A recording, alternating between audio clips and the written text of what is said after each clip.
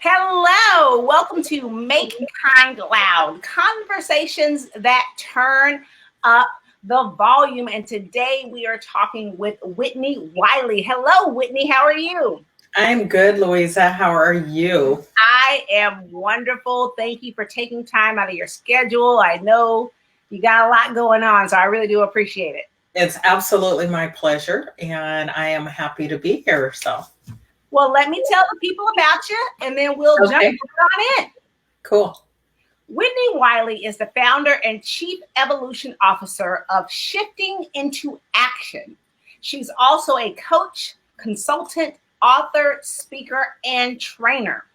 Whitnie helps new and inspiring leaders build and manage careers that feed their souls, use their talents and gifts, and finance the lives of their dreams through training programs and retreats and coaching.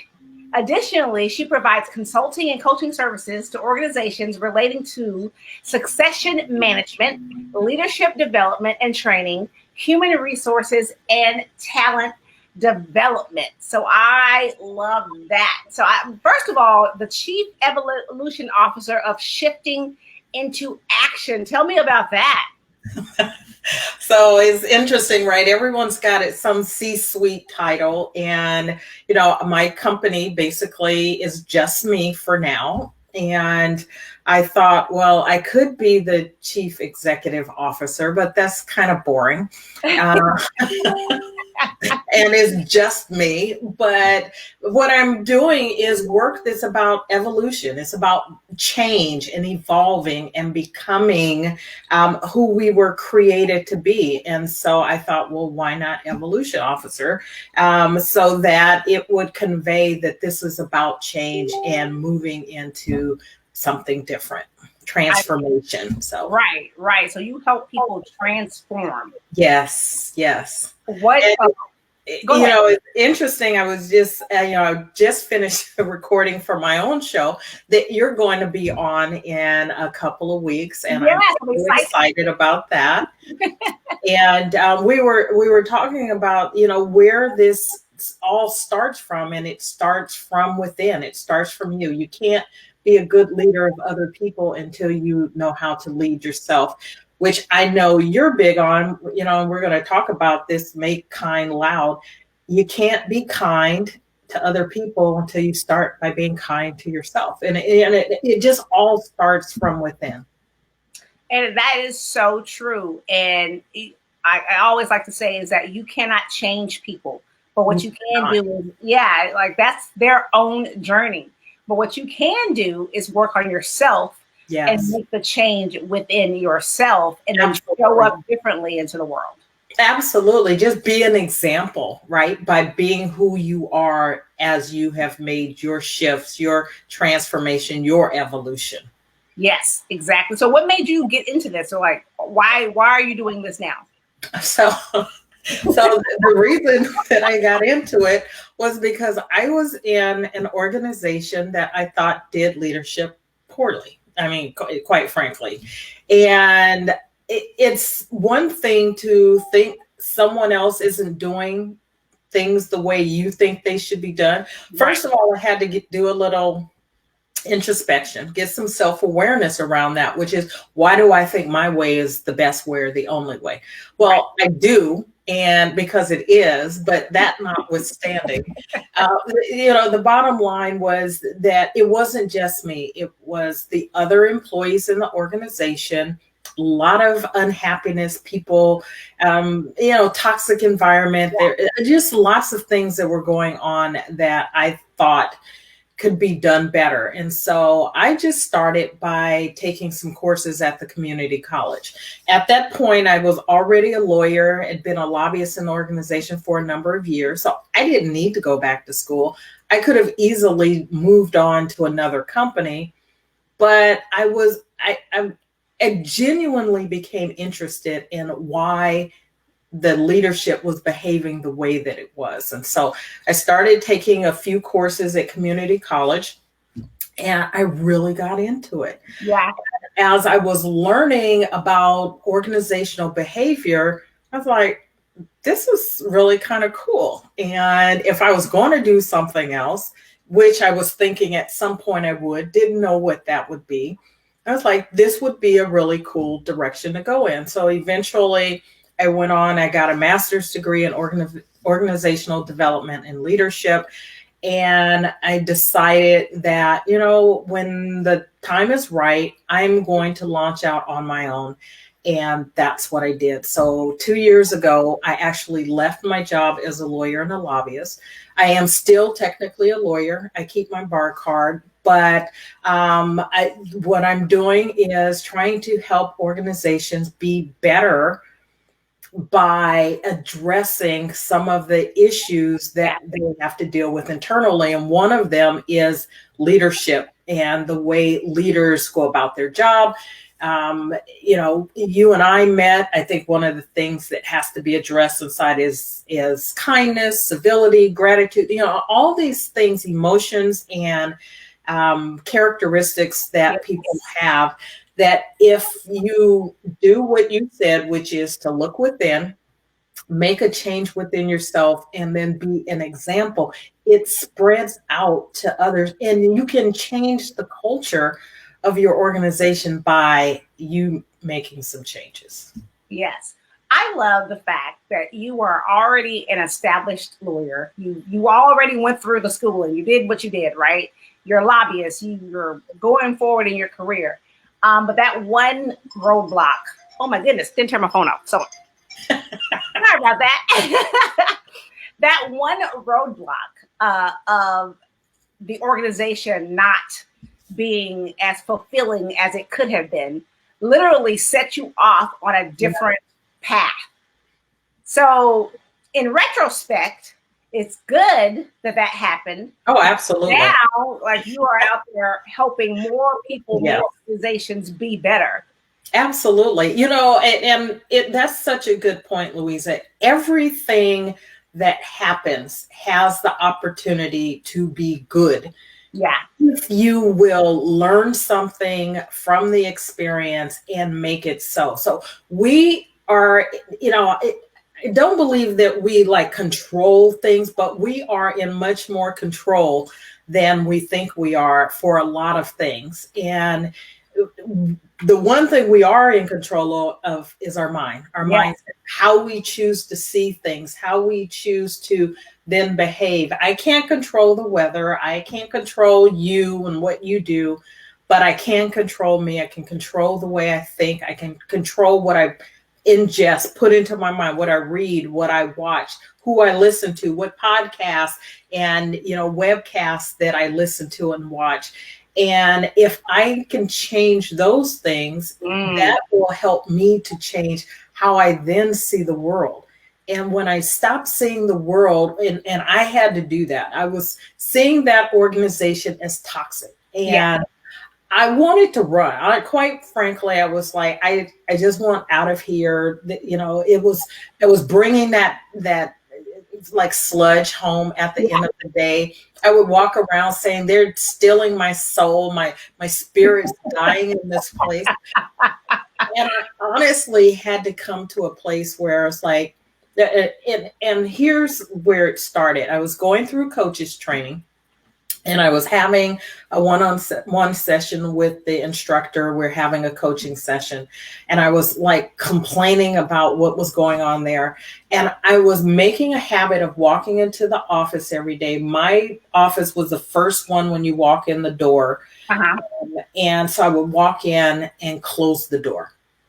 And it's like, I didn't want to be bothered with anyone. I didn't want to be bothered with the toxicity and all the stuff that was going on. So I would walk in, close the door, and I just put my head down, get my work done. And she and I are having a conversation about this. And she said, why would you let other people keep you from being who you are? And I was like, oh, okay.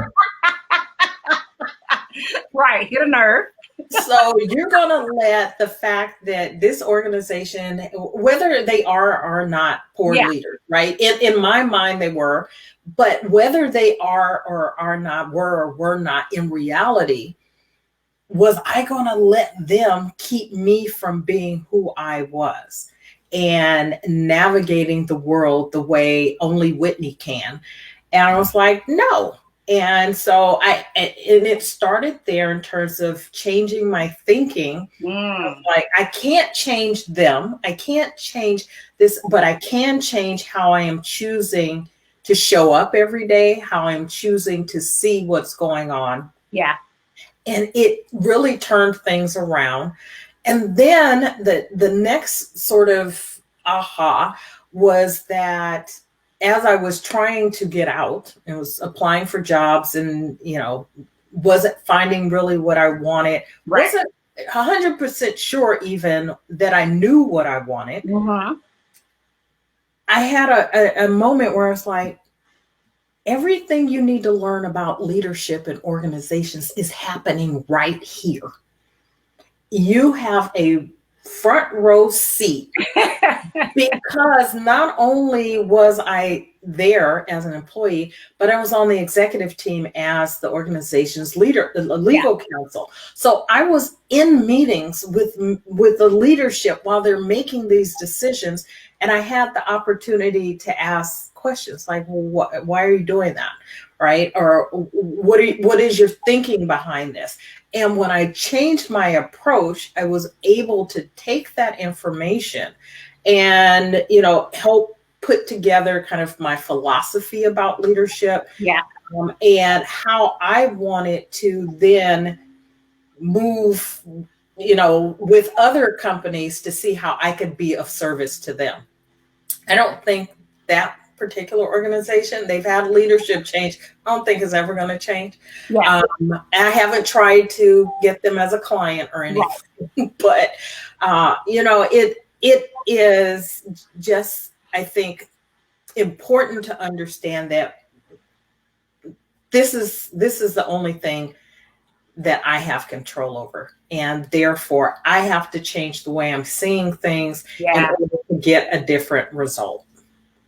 And how was that transformation for you? Like, we could easily say that we have the choice and that, how we show up is on us. But how was that going to your office, closing the door, to actually stepping out and developing your own really case study of leadership? You had a front row seat to. So what did that look like for you? So it was definitely a journey. I'm not going to say that the next day I showed up. I was like, I'm here, and it doesn't matter what you people do or what you think. And I'm not going to pretend like it was that easy. But each day I remind, when I was starting to go down that rabbit hole, I would remind myself, it's like, you have the choice. You could stay here, or you could go. Yeah. Right. And so if you're going to be here, this is how you need to be here. And so every day I was doing that until there came a time when I didn't have to remind myself every day. Probably the first few days or first few weeks, I had to remind myself probably several times a day. Then it became every day, and then it was less frequently. And as I developed a plan for what my next step was, it got easier and easier because there was light at the end of the tunnel. There was hope there about that, and that I had some efficacy and could do other things. And so it mattered less and less what was going on, because I was like, well, you've got another plan. You're here for X amount of time. And then you start counting down, doing the countdown. And then it got really exciting, right? And so then I was like, well, I could do what I want. And so it became actually interesting and fun. I continued to do my job at a very high level, take a lot of pride in how I do my work. So I did my job, always did my job, even when I was unhappy there.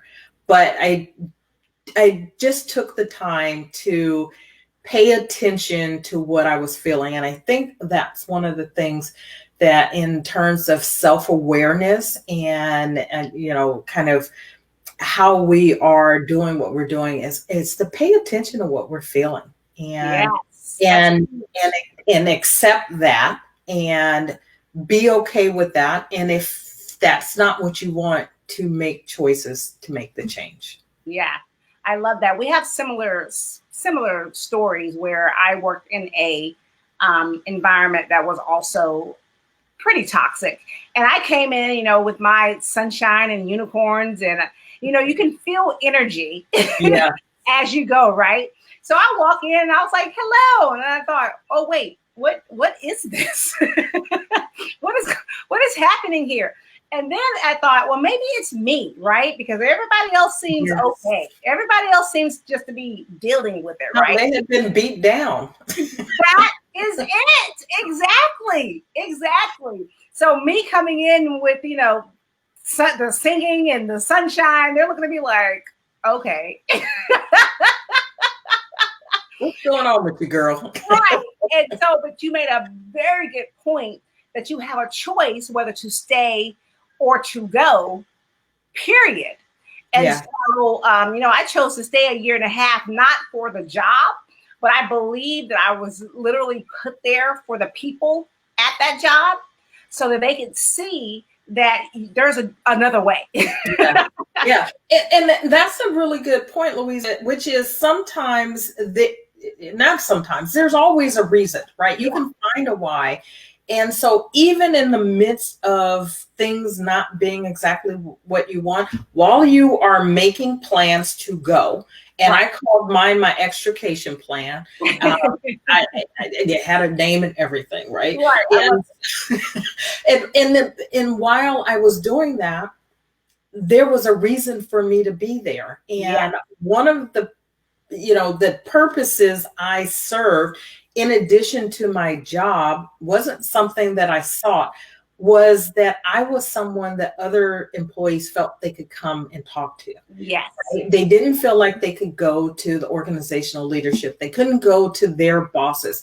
And as the counsel in the organization, they didn't feel like they could go to HR. So they would come to me. Now, there's a little bit of a burden on that to have everyone's stuff coming at you. Right. Yeah. Right. But what I learned is that I had to then learn how to offload that without spewing it all over other people. So it became another skill.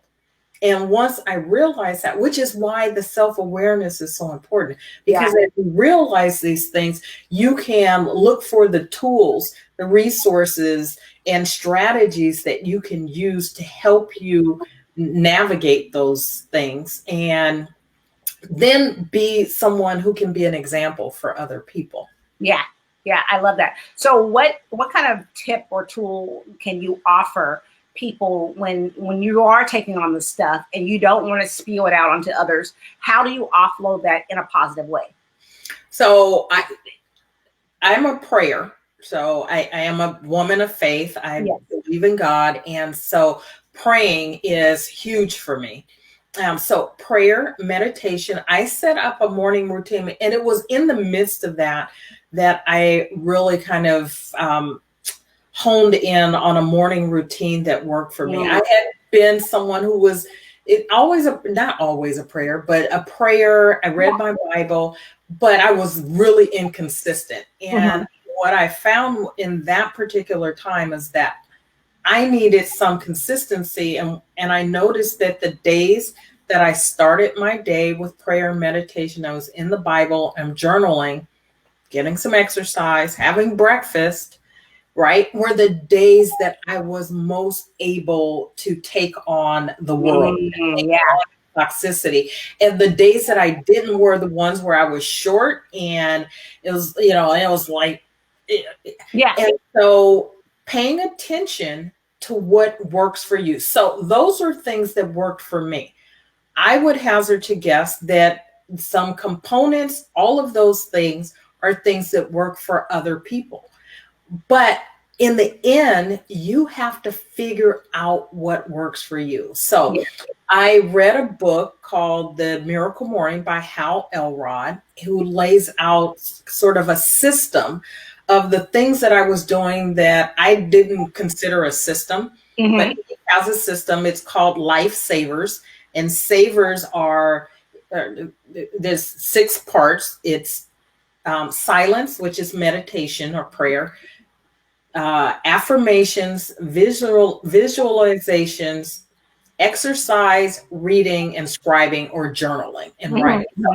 So you've got these 6 components, and if you are doing them regularly, it with an intention, with a set intention, it helps you to create an environment within yourself that allows you then to go out and let the overflow of what your intention is, be shared with the world. And I think that, if I had something that I would suggest that people do, it would be wherever you are spiritually, whether you are or are not, that you take the time to sit in silence and just ask some questions. What should I be doing? Right. How can I navigate this better? How can I show up more authentically myself? What can I do to be less stressed? And whatever the questions are for your life, to take the time to actually sit, answer those, and to ask those questions, and then wait for an answer. You'll get the answer, whether it's from God or Allah or the universe or, chickpeas or whatever it is you believe in. If you give yourself to the process, ask the questions, and then wait for an answer, you'll get an answer. And that will guide you to navigating the stressors in your life better than alcohol or drugs or any of the other vices that people tend to take on than those ever could, except cookies. Cookies are different. Cookies are up there too, along with the universe and the chickpeas. I love that. I love that. And I love that you said that you have to ask yourself the questions, but you also have to be honest with yourself. Like, you can ask questions, but you got to be honest with yourself as you're waiting for those answers and recognize it when sometimes it's you. And it's absolutely. Oh, and the answer will come back that it's you, right? The answer will come back. And it's like, the problem is you. I've gotten that. I've definitely gotten that. The answer is you. And I was like, oh, okay. Right. Which is probably how I had the conversation with the coach. And she was the vehicle to help me with that answer, which is, it's you. Yeah. Why are you allowing other people to dictate what you're doing?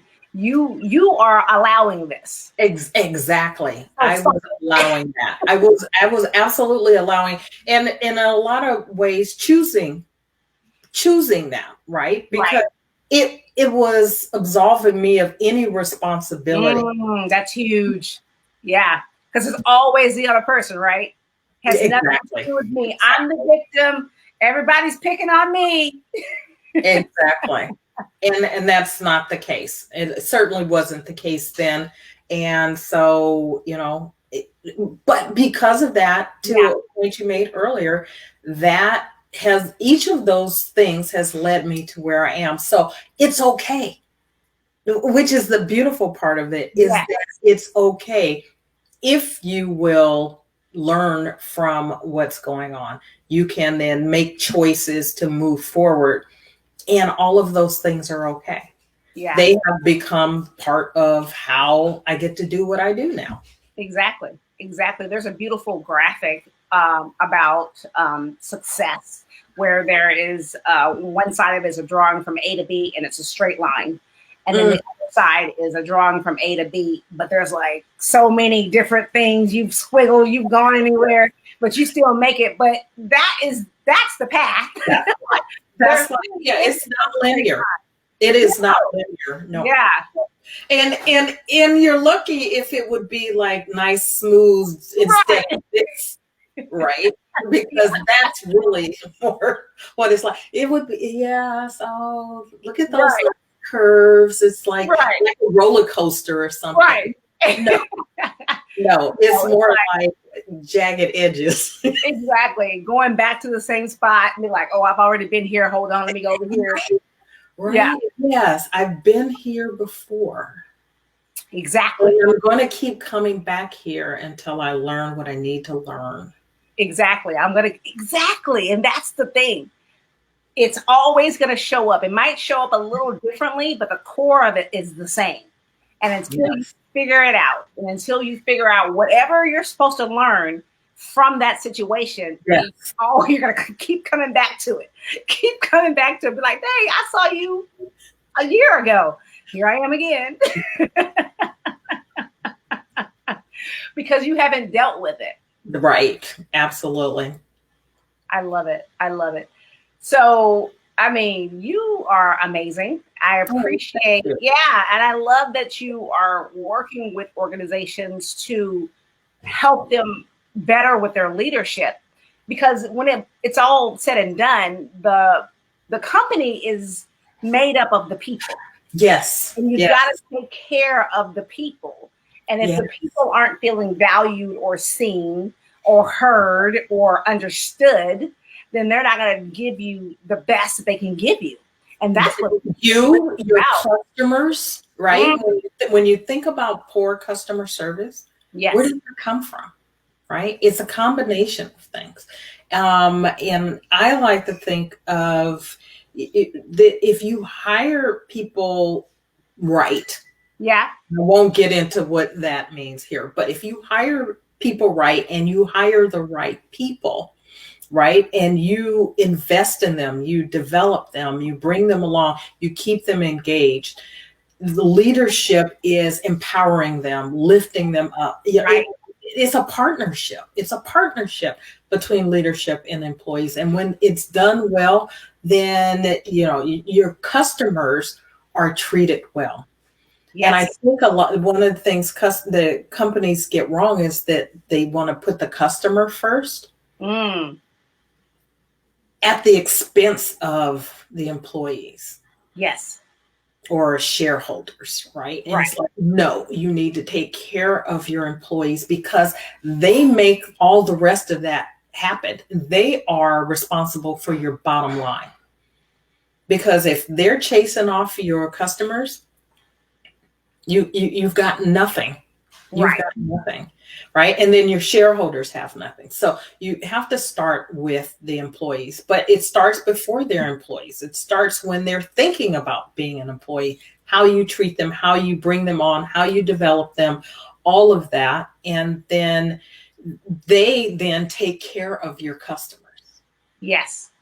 Yeah. And that in turn boosts your bottom line. Boosts your bottom line. It really is all about that. Shareholders happy. Right? Exactly. Yeah. Exactly. Because I mean, in all honesty, a company wants to make money, wants to do this. I get that. But in order to boost that bottom line, you have to be good to your people for all of the reasons that you just said. Because if they're not your biggest cheerleader, if they're not out there doing their best, then that affects the bottom line negatively because they're not giving you your best because they don't feel appreciated. That they don't, or part of what's going on, or understand your mission. Why they don't understand why they're there. They're not connected, which is the other part of what I do is helping employees as they're making career transitions or in a situation, right? Because I've been there, is to understand how they have to take some ownership and responsibility for that as well. While I see it as a partnership, each party has to do, like we've already discussed, you have to do your part. And so as they pay attention to what it is they're doing, when you're looking for a job, understand what your values and your priorities are, and only go to work for companies that are in alignment with your values and priorities.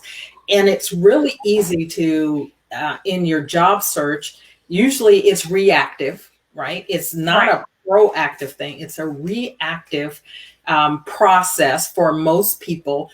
They haven't really thought about what they want to do, where they're going. So they're unhappy. I got to find a job. Any job will do. Yeah. Look and see what companies are looking for someone who does what I do. You apply to who is fine. And then you find yourself in this vicious cycle, right? Rather than being proactive, taking a step back, slowing down a little bit. If you're in a situation, go, what can I find in this situation that I can hold on to, the positives that I can hold on to while I work my way to something else?